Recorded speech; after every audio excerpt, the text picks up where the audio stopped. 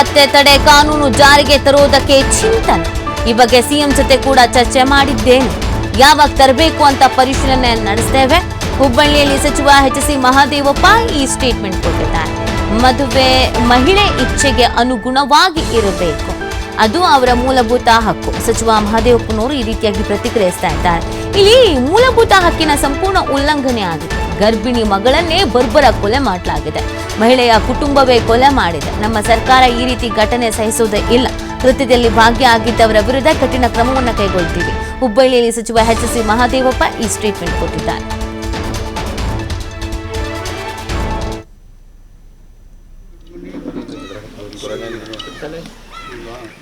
ಚಿಕ್ಕೋಡು ಎಲ್ಲಪ್ಪ ದುಡ್ಡು ಮನಿ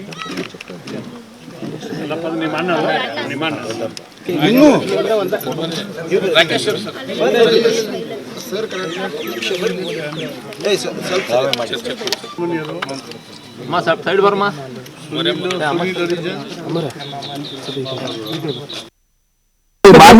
ಮಾನ್ಯ ಹೆಸರಿನಲ್ಲಿನೇ ಒಂದು ಮರ್ಯಾದೆ ಹತ್ಯೆ ಒಂದು ಮಸೂದೆ ತಿದ್ದುಪಡಿ ಮಾಡಬೇಕು ಅಂತ ನೋಡೋಣ.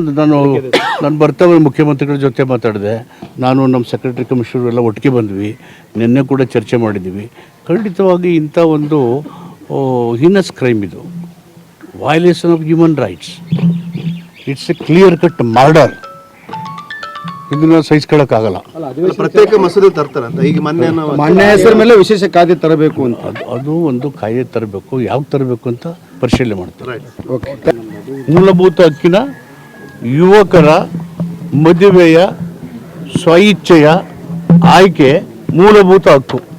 ಇದರ ಉಲ್ಲಂಘನೆ ಆಗಿದೆ, ದುರ್ಬಳಕೆ ಆಗಿದೆ.